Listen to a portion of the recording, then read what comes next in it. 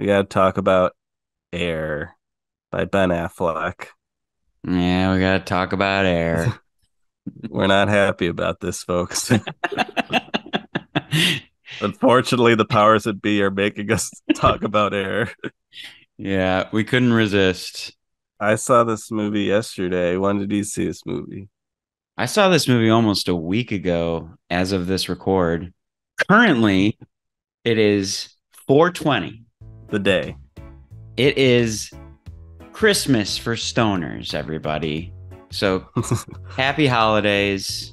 we both smoked. We partook just moments before recording. So if we're a little loopy, Actually, you hear want that, to spark folks? it again? Yeah, I'm gonna smoke this joint right now. All right, I'll join you on my little pipe. Blowing smoke right into the mic right there. Yeah. We're getting high and talking about the least stonery movie I've ever seen. Air. Yeah. Ben Affleck and Matt Damon's latest endeavor. They're out hunting again, folks. Matt Damon didn't write it though. He's just acting in it, but they No. are on screen together. Back Yeah. together, the classic duo. Yeah. Um, America's how do you feel? sweethearts. How do you feel about these guys? Are you a Ben Affleck fan? Are you a Matt Damon enthusiast? You know, I think it's funny that, when Jesse Plemons first came on the scene, like in Breaking Bad, everyone was like, he looks just like Matt Damon. Mm, I didn't hear this. I always get Philip Seymour Hoffman vibes from him. That was my initial feeling was like, wow, he looks just like Matt Damon. Like he could be Matt Damon's brother. I see what you're talking about. I think there is a little bit of Philip Seymour Hoffman in there too, a cross between Damon and PSH. I think that's when you get Plemons. I feel like for me, it's reversed. Now Matt, when he's put on like 30 pounds for this movie, now he looks like Plemons. Oh They've yeah, it's true. they've now like merged, like there's no differentiation between them for me. Well, They're I've the seen a same. recent picture of Plemons and he's looking fit. He's like a thin Plemons, so they've really swapped. Yeah, yeah, like Plemons is now born again, born again as Damon. That's beautiful. Yeah. Yeah, I gotta say I would rank Plemons over Damon in general, but Oh, absolutely. Plemons, he's great. Ever since seeing Team America back when I was like, Whenever that came I don't out, know, 16, 17, which I saw in the theaters and I loved. All I think of is Matt Damon in Team America. Matt Damon. That's all I think of whenever I see him on screen. I think he's painfully boring actor. Like I do not see what other people see in him. Like every time he's trying to make a passionate speech or be a little funny or inspiring or manly action man, like I just don't buy it. Like I feel like he's like an AI generated human being. He's just like a Sims character. He's just boring. Wow, I'm sorry. that's pretty harsh on Damon. Yeah, I'm I did. sorry. I did Nothing see again. I it. think he's a fine actor, You just said he was incredibly boring as an actor. but I You mean, can't. sure, but like sometimes you need a boring actor for a boring role in a boring movie, like fucking Air. Yeah. I mean, it's just like sometimes there's no other way to like explain a basically a businessman who's trying to cut a deal with a young athlete. So of course Ben Affleck is going to get Matt Damon, even though I don't think they've worked together for a while now. Well, they did the last duel. Did you see that? That was like just last year, 2 years ago. Yeah, that's the one where they have the weird goatees. Yeah. Yeah, I thought it was a pretty good movie. Adam Driver's in there, but I didn't think it was great, but I enjoyed it. Yeah. Did he watch it? Nope. Ridley Scott. Yeah. I Yeah. I saw the trailer. I could not get over how hilarious it Yeah, looked. Matt Damon looks like shit in that movie. He's got like the little blonde like soul Go, patch, right? yeah. It's But Ben like Affleck's pretty good in that movie. Like I didn't think Ben Affleck was very good in Air. I preferred Damon over Ben Affleck in the movie Air in terms of performances. yeah. But Ben Affleck is pretty funny in the last duel. Yeah. But he wasn't really working for me in this movie. No, it's like it's just very The Nike CEO at the time. yeah. Goofy curly hair and he was a Buddhist and Yeah, he like he had his feet out on the yeah, desk. he didn't wear shoes and he put his feet on the table and it's like when you first see him and he's looking out the window at the guy who's skateboarding Yeah, yeah, and he's just like look at him out there. yeah. They're gonna scratch my car. That's 12 layers of grape. I don't really like the title. I'm just like, what is this? Like, it's just like it's such a weird tone. Yeah, I think it's big part of it is how Ben Affleck plays it, or I don't know. He just doesn't really work out for that. The one Yeah. part I did kind of like him is in the where they finally do have the meeting with Michael Jordan, his parents, and he gets asked to like show up late because they think that'll look better. Matt Damon says like Ben Affleck, you got to show up 7 minutes late. It's gonna show that you're a busy guy. Jason Bateman's like, oh, that's a terrible idea. Uh, Hmm. they're gonna think you don't care about Michael Jordan. And Yeah. so there's a little scene discussing that little factoid. And then when he actually does show up late, like I thought he was kind of funny in that bit, like how he oversells, like how he was running late. That was the one time I kind of like Ben Affleck in this movie. A lot of this movie is just conversations about a very minute little thing like that because there's no real story here. it's Exactly. it doesn't deserve to be a movie at all, and it's you can really see like how hard the writer was working to like actually make this seem like it's a movie. Yeah, they're just wringing out every single possible detail. Somebody put it so well when I got out of the theater. I was walking out of the theater and somebody behind me just said like, "Where's the emergency?"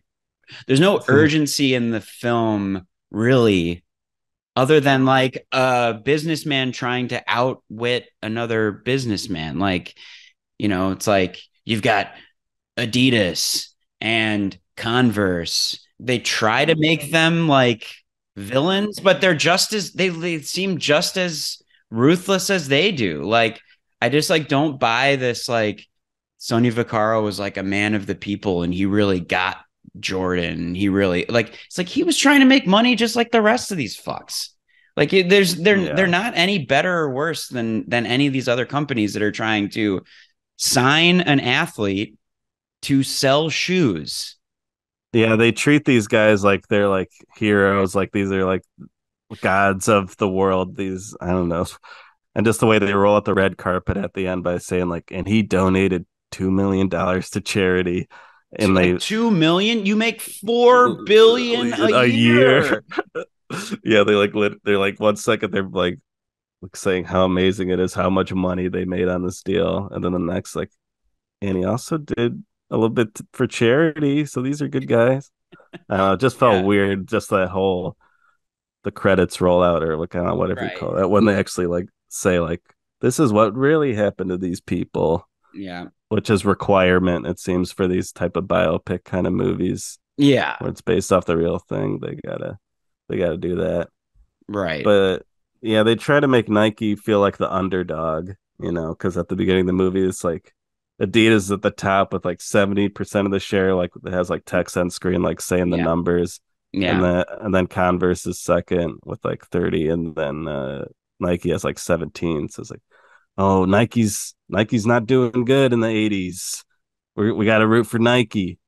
I mean, we should just say as we're ripping into this, like neither me or Zach really watch any basketball. This is Um, true. we don't really watch sports in general. I watch baseball, but that's pretty much it. Yeah, I'll watch football sometimes with my buddy who's a big into sports. And I've been to a Pistons game last year, so I did watch some basketball there. But yeah, Yeah, it's never a sport I was ever felt very compelled to watch. same. But I am from Chicago. I saw Jordan play. with the Bulls, the one of the championship years. I think it was '97. I was probably there. You know, I saw him and Rodman and Pippen on the court. I have a sentimental attachment to Michael Jordan as a kid. I mean, watching the '90s Bulls is like some of my favorite memories of first moving to Chicago because we lived in Michigan and there was a huge rivalry between the Pistons and the Bulls. So I remember even as like a little kid, before we'd moved to Chicago, like just talk about Jordan and Isaiah Thomas and all that stuff. And it's like when I moved to Chicago and they were winning, it was like such a big deal and it was exciting. And I got a Michael Jordan poster right behind me. So I thought you would have more interest in this movie since you're such a Jordan head. I'm not a Jordan head, You but used I to do. be. But it's like, yeah, like when I was a kid, just watching the Bulls was just everything. And Chicago was just lit up on every single game. And it was all anybody was talking about it. Like, I'll never forget that. I Yeah. remember when Jordan went to the Sox. I remember watching Sox games that Michael Jordan was at bat for. I have a sentimental attachment to it, but it's like watch The Last Dance if you're interested about any of this. Like you do not need to watch this movie to like get an idea of who Michael Jordan is. Like they don't really do a good job of like It's the showing Last how Dance documentary. yeah, The Last Dance is the I think it's like a 30 for 30 documentary about Jordan and the Bulls like through the 90s and Okay. it's like that documentary came out right at the beginning of the pandemic and Mm. it like saved my life at that time. Like it was because they were rolling it out every week for like a month, Yeah, I think I kind of remember this, but I didn't see it. and it was just like I couldn't wait to watch it. Like it was like there was obviously nothing else going on. We were in lockdown, Hmm. and like nothing could have like warmed my soul more than like watching all those Jordan clips, Yeah. reliving all of those moments of like my childhood. Like I remember watching those championship games, you know, and like there's all this stuff with Detroit too. And so I don't know. I'm going on and on. Obviously, I'm stoned. So Yeah, we're both stoned here, folks. So if you want to turn off the podcast and do something else, we're not going to blame you. But yeah, yeah, let's also talk about some of the other performances we got in Air. We got Jason Bateman, who I thought was pretty good in this. I mean, I'm a fan of Jason Bateman. I'm a big Arrested Development fan.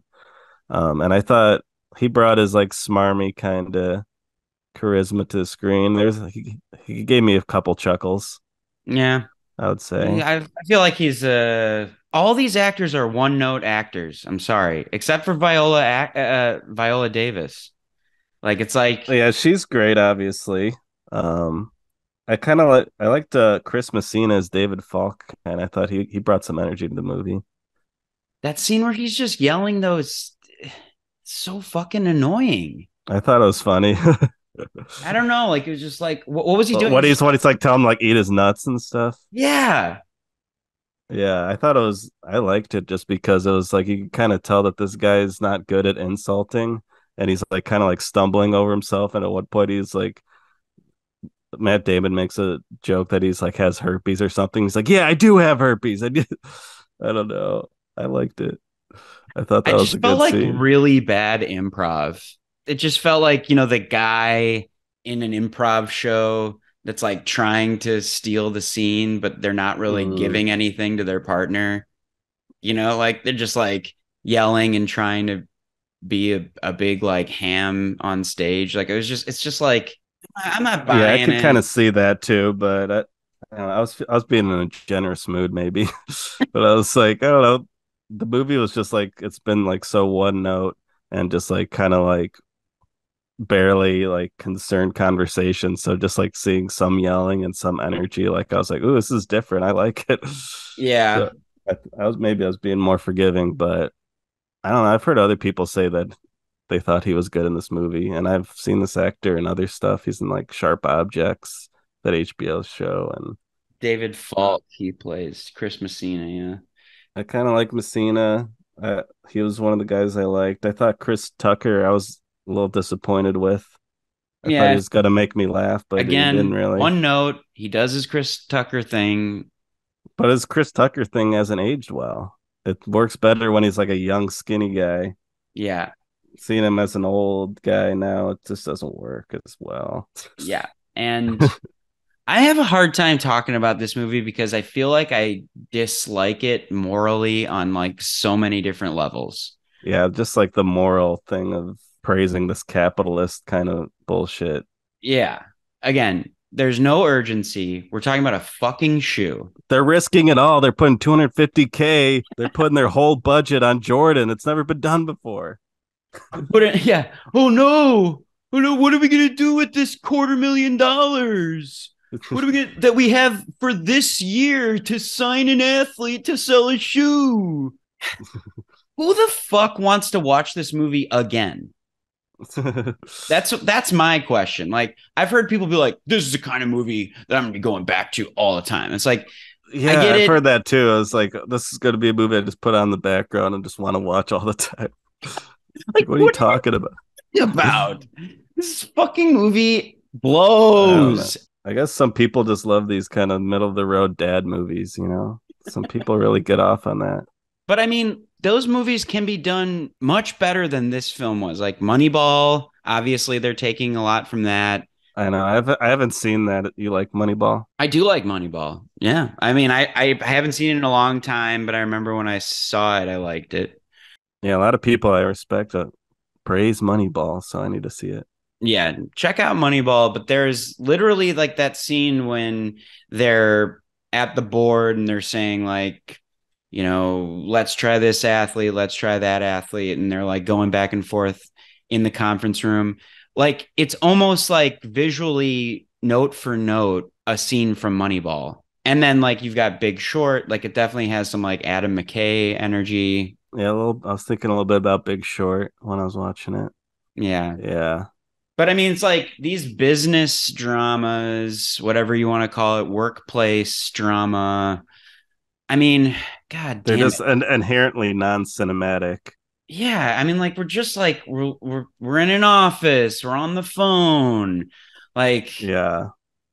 and then Jesus, this Igor the shoemaker in the dungeon, like in fucking Batman's lair like Renfield. And then it's like, ooh, little twist. It's like he's the guy who was skateboarding and he was like, who's Oh, gonna I didn't make that connection. yeah. It must have been I was tuned out at that point. Yeah, yeah. Yeah, the most exciting scene of the movie is when they're designing the shoe and they're like, let's make it really red. Like let's make it too much red because they have this rule in the NBA that it has to be like 50% white or else you'll get fined for wearing shoes that have too much color. Oh So yeah. there's this whole debate of like, oh, let's make it more red and we'll pay the fines and that'll be part of the marketing of the Air Jordans, which Yeah. I thought was kind of interesting. Yeah. But it's also that's the most juice you're gonna get out of this movie is like that like little interesting like little moment. Yeah. Like the rest of it is just like very standard drawing out a deal movie for 2 hours. And I mean, they try to make something as mundane as choosing a color exciting. And we got to talk about the music in this movie. Yeah, yeah. Literally after every scene, there's like a needle drop I of know. like some like the most basic 80s songs you've ever heard. Like I was like actually I like stayed for the credits and like I was like just like counting how many songs there were. I think there's over 40. Like they just like over I mean we were talking about the use of licensed music in the Mario movie, but I mean it makes more sense in a movie like this than the Mario movie. But it is just like it just goes to show like that this movie's like it feels like its lifeline is like barely there. So like we got to pump it with music to make the audiences excited again. Like, ooh, they remember Rock the Casbah. Or they Yeah. Yeah, the only needle drop that I was like excited about was the Shaka Khan. Ain't nobody Oh yeah, that's a good one. better. Like that was the only time I was like, ooh, yeah. Like it just kind of perked me up. But yeah, like it was like getting hit with a defibrillator, like just like Clear. We needed some Shaka Khan.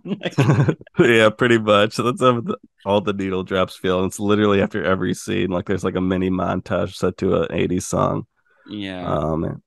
I did like the song "In a Big Country" by Big Country. I think I've sung that song at karaoke once. That's like kind of an underrated 80s classic.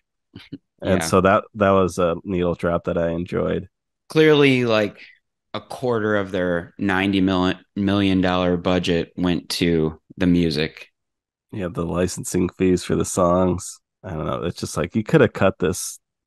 We should have made this an 80 or 90-minute movie. Like you're really jerking off a little too much to think this movie should be this long. Cut it all.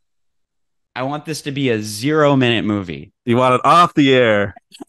Off the air. The only highlight of this film, I think, is talking about Dolores Jordan and Viola Davis's character, who, I mean, she is just a very good actress. And I guess when Ben Affleck met Michael Jordan, they had like a dinner to talk about this movie. Jordan gave him the thumbs up, but he said the only stipulation was he wants Viola Davis to play his mother. Mm. So that was Jordan's call. And of And it's course, the best call of the film. it's the best call of the movie because Jordan rules and Ben and Matt can go hunting. I don't care about either of them. Like, Yeah, what did you think of the decision to Michael Jordan is like not even a character in the movies. The thing is they just show the back of his head.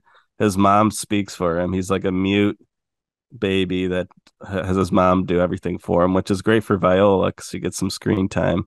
But I don't know. How do you feel about that? I thought it was incredibly disrespectful.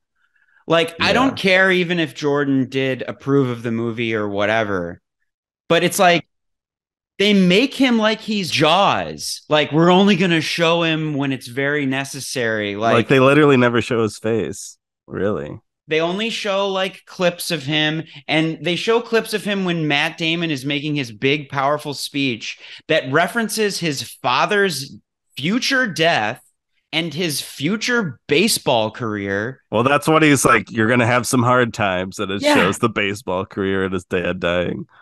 Yeah, like, first of all, how fucking disrespectful to put those two things next to each other. Probably like, yeah, you're gonna have hard times, but I don't think his baseball career is equivalent to his father being tragically murdered.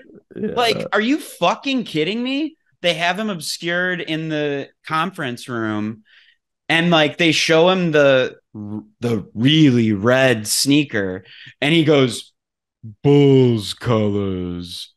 Like, like Yeah. he's like He's doesn't know how to talk. Like or he's the elephant man or something. Like he's like he's got a bag over his head the whole fucking time. Obviously, they highlight Viola Davis and his mom because I guess that is true that his mom insisted that he get a cut of every single sale of the shoe. yeah, he'd get a percentage of the Air Jordans. Yeah, I did. I actually tried to look that up and I couldn't find that, but that's cool that she actually was a part of that. I mean, it better be true. I mean, I didn't fact check that either, but I mean, like, I don't think that they would misrepresent that. I hope not. Oh, But I thought you said that was true. I think I heard somewhere that it was true. Yeah, I did see an article that said that Chris Messina's character, plays Michael Jordan's like agent, he was the one that went to Jordan's mom, not Matt Damon's character, whatever he was. I'm sure it's true. Yeah. I And mean, so like actually yeah, Jordan's agent was like not an asshole like he's represented in this, but he's the one that actually went to Jordan's mom and made the deal happen through her. So some misrepresentation there.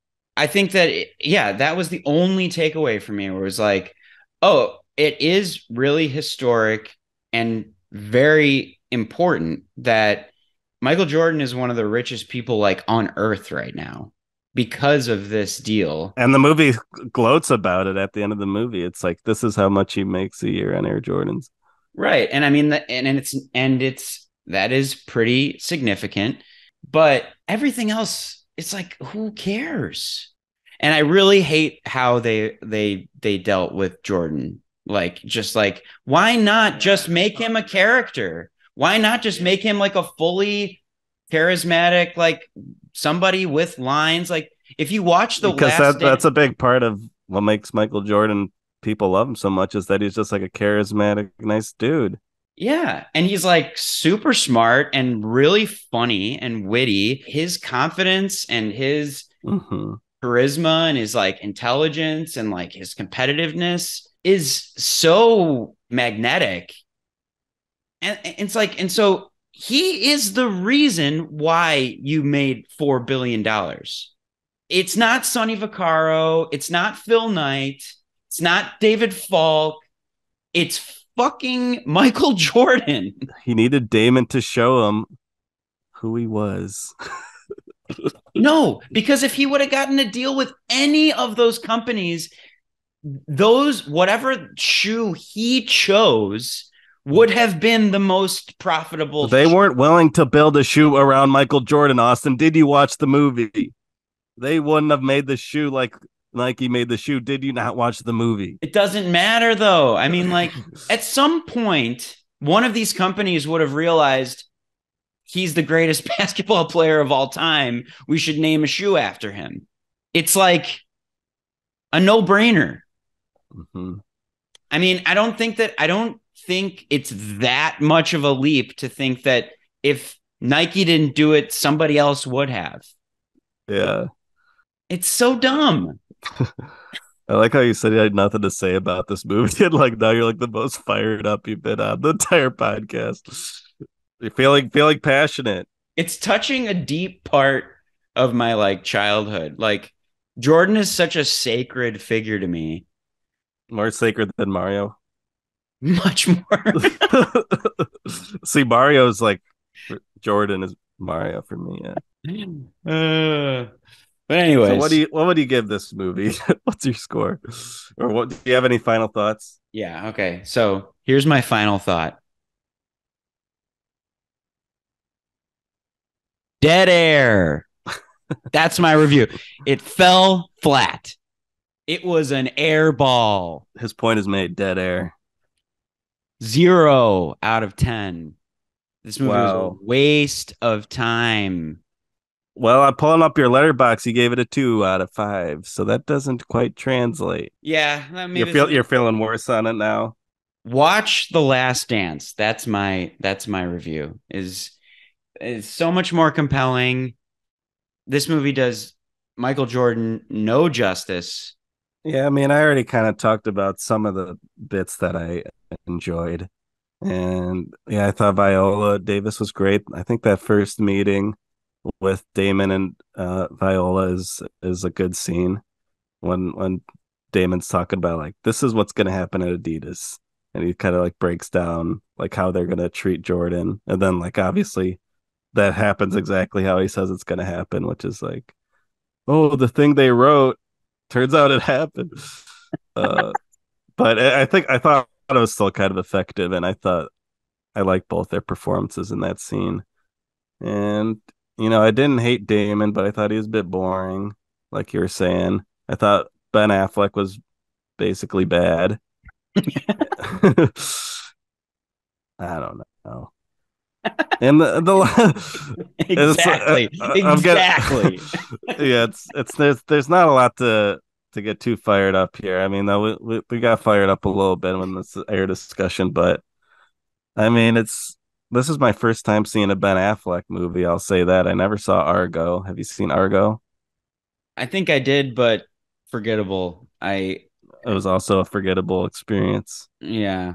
I almost put it on last night just because I feel like I got to give Ben Affleck another shake to see what he is like as a director. Have you ever seen Yeah, Ben Affleck's back tattoo?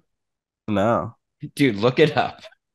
Ben Affleck's tattoo is a hard thing to say like really fast. I bet Ben Affleck's back tattoo. Ben Affleck's back tattoo. Ben Affleck's back tattoo. Affleck's back. Their best episode yet of the pod. This is what you get on 420, folks. We really broke new ground here. I'm lighting up again. This Jordan thing really got me sad and angry. Look, you don't have to feel sad for Jordan. He has billions of dollars. You don't have to feel too bad for him. No, I don't feel bad for Jordan. I feel like they disrespected Jordan. Dude, this back tat's pretty good.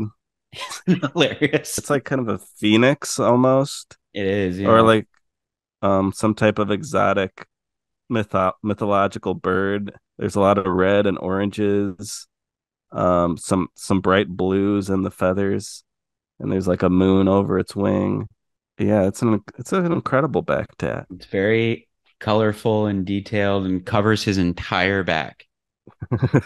I will say I love Ben Affleck as a meme. What is this meme? It's like a sad Affleck or something, or is that Keanu? He's got that picture of him like in a towel on the beach, like just kind of staring off into the distance. You've got multiple photos of him like having a sad cigarette, like in an alleyway, hmm and that's how I will forever think of him. I was saying Gone Girl for Ben Affleck. I feel like That was good. that's a good movie, and I feel like he's actually really well cast in that role as like an asshole that you're like kind of unsure about. I don't know. I think he Yes. was perfectly cast in that movie, and that's a good movie. That's the only Affleck I'll really stick up for. Though I did kind of like him in the last duel. He plays like kind of an asshole king. Well, I don't think he's actually the king, but he's having fun in that movie, and I think he's not bad in that.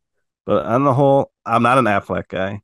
He just should have done more with his character in Air or something. Like I felt like he was like kind of he just felt like a little subdued, or he didn't have a good take on how he should play the character, and it just he didn't commit. I don't think. No, I just felt like he was just kind of like there. Yeah, he's hoping the wig would do the work for him, kind of thing, and the fact that he's not wearing shoes, like I don't need to act here. Oh, you know what's a Matt Damon movie that I actually really like though? Rounders. Haven't heard of it. You've never heard of Rounders? Rounders. You gotta watch The Rounders. fuck is Rounders? It's a poker movie with John Malkovich and Edward Norton. It's a classic. Okay. 1998 Rounders. Yes. John Dahl directs. Same year as Good Will Hunting. Mm. I think that's Matt Damon's best one. John Turturro is in there. Turturro. It's all-star cast. Matt Damon is so he is a poker-faced guy. Like you can it's really hard to read his emotions, right? Like he's just kind of like blank-faced all the time. So he as like an expert poker player just it works. Yeah, I see what you mean there. I do also like Damon in True Grit, the Coen brother movies as LaBeef. I heard your dad walked out of that movie, or you and your dad walked out. We all did. Yes. Yeah, what happened there? Can you explain this? It's in the top Coens for me, so I was shocked to hear that you guys walked out of it. Yeah, it was I don't know why my dad was so up in arms about this movie, but we went to it, in 2010 or whatever, whenever it came out. We sat there for 20 minutes and my dad was like, "Let's go. We're done here." And it was Mm. me, Drew, and my dad, and we are like, "You want to go?" And he's like, "Yeah, fuck this." Okay, so it was really him leading the charge. It wasn't a unanimous decision. Well, I mean, I think both Drew and I were kind of like bored with it, but it was like, we'd stick with it, Yeah, whatever, we're here. yeah. But my dad was like, "No, we're out." He might have been annoyed by Jeff Bridges' performance because the voice that Jeff Bridges does, like it's like pretty much indecipherable without subtitles. Mm, So maybe he got frustrated with like how you can't tell what he's saying because like the voice that Jeff Bridges is using in that movie is like really wild and like hard to figure out what he's saying. So maybe that's what fed him up. That's my theory. yeah. But I think Matt Damon is great in that movie as a detective named LaBeef, a sheriff, and he's got a big old mustache, and he's a dopey sheriff, Yeah. and Jeff Bridges is clowning on him like the whole movie, but then he has like a really great redeeming moment at the end of the movie, and I think he's amazing in that movie. That's the Matt Damon performance I'll stick up for. I prefer him as a side role. Like if Matt Damon's the leading man, I'm not compelled. Like I never got into the Bourne movies because, yeah. I mean, Ocean's 11 is fun, but it's you don't watch it for Damon. You watch it for everyone else. No, yeah, like he's just like he's a perfect straight man. Yeah. Have you ever seen Downsizing? No, I've heard that movie's wild. Oh man, we should get Drew to do a take two on downsizing, or we should just do a downsizing episode with Drew. Yeah, it's one of his favorite movies. Drew and I watched it together, and I mean, I thought it was ridiculous, but Drew's head exploded. Like he can go on about this movie. Head It's exploded in a good way or bad way. little column A, column B. But like, okay, so here's the description. A kindly occupational therapist undergoes a new procedure to be shrunken to 4 inches tall so that he and his wife can help save the planet and afford a nice lifestyle at the same time. Mm, So it's like people get shrunken down so that they don't make as much of a carbon footprint. sounds good to me. Sign me up. Got a 4 inch Damon. This sounds good. Yeah. I think I tried to wrap this up like 20 minutes ago, but I didn't give my score yet. Oh yeah, yeah. What's your score? Well, you gave it a 0 out of 10. This zero like is a circle like a basketball. Imagine Or like the hoop, nothing but or, net. or the hoop. Yeah, nothing but Yeah. air ball. I do like this movie more than you. I watched this by myself in the middle of the day yesterday. It was a very sad thing, but I actually found myself decently entertained. I wasn't like ripping the cushion or anything with boredom. I was like, this is a totally watchable movie, but it is a soulless kind of capitalist fucking propaganda machine a little bit, which I kind of felt about Top Gun too. It's like this is just military propaganda, and I can't fully enjoy it. And I feel the same about this movie for different reasons, but there's some fun performances here. There's some boring performances. There's some 80s songs that you might enjoy bopping your head to every few minutes. So I give it a 2 out of 5. No, I give it a 2.5 out of 5. Oh, not So bad. it's right in the middle for me. So five out of 10. It's a 5 out of 10. Mm-hmm. Yeah. So I'm saying zero just for dramatic effect, but yeah, it's like it's got some informational quality, but entertainment is way down, I think. Yeah, I don't think it has rewatchable potential. Like I feel like it was bearable. I got some enjoyment out I'm of I'm it. changing my letterbox review right now to a half a star as we speak. All right. I had to call you out on that. Yeah, no, I appreciate that. I think it's just like you're just kind of logging right when you get out of the movie. I'm just like, I guess two. I don't know. But the The more we're talking about it today, yeah, I'm like, fuck this movie. more you think about it, the worse it gets. So one last thing. Did you catch the whale? No, I missed. There's some whale watching in the air. Jay Moore looked uh, like the whale in this movie. yeah, I did want to talk about how this movie resurrects Chris Tucker and Jay Moore.